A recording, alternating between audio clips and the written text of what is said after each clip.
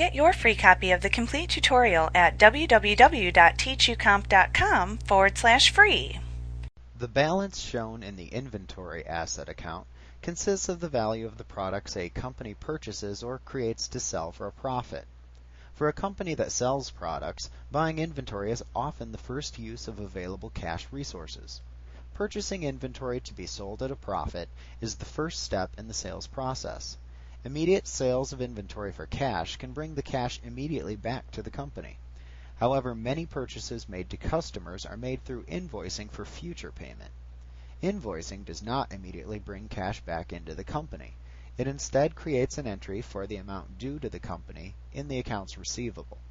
Only after a period of time equal to the receivables collection period, which is often 30 days, will the cash actually return to the company.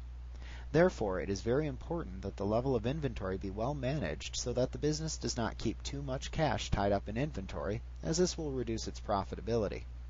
At the same time, a company must keep sufficient inventory on hand to prevent stockouts, which may be better known as having nothing to sell.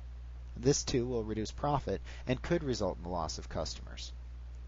Changes in inventories could be a clue to a company's changing fortunes. For example, rising inventory levels might indicate that sales are slowing. Remember, holding inventory costs money.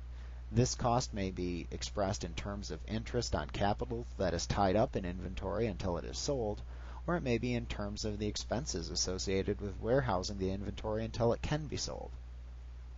If you are a business that sells products to your customers, you will need to ensure that you maintain an adequate supply of inventory to sell to the customers. To determine the amount of inventory that should be on hand, you must evaluate the company's sales levels and the length of the company's inventory cycle.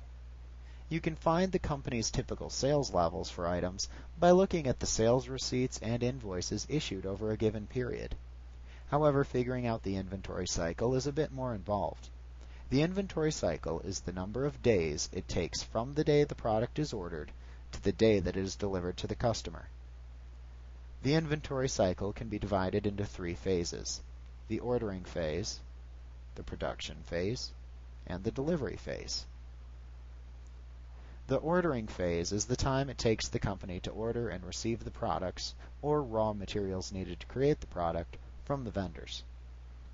The production phase, which may not apply to many companies, is the time it takes to produce the finished product from the raw materials ordered. Companies that order finished inventory to resell it for a profit will not have a production phase. The delivery phase is the amount of time the finished inventory remains in stock, combined with the time it takes to deliver the finished product to a customer. To calculate the inventory cycle in days, then, just add together the number of days needed to complete the ordering phase, the production phase, and the delivery phase. For example, if a company knows it will take at least 10 days to receive an order, 5 days to produce the product, and 1 day to get it delivered to the customer, then the total inventory cycle is 16 days at minimum. It is a good idea to add extra days to the equation to be safe. So if you add 5 days to account for unforeseen problems, that gives the company a 21-day inventory cycle. It is important that the company invests enough cash into its inventory to support the volume of sales that will occur through the days in the inventory cycle. For example, if the company only buys 5 days worth of inventory, it will run out of stock because an item ordered today cannot be delivered for at least 16 days.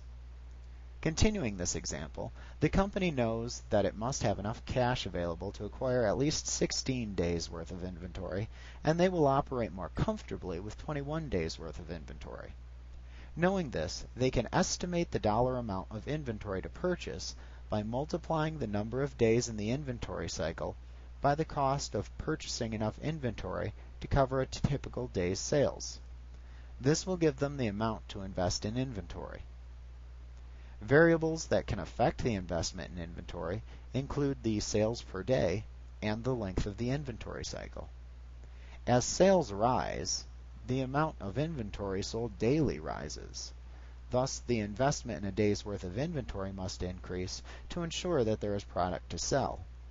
If the inventory cycle lengthens, then more inventory must be kept on hand to accommodate the same level of sales, and the investment in inventory would likewise increase.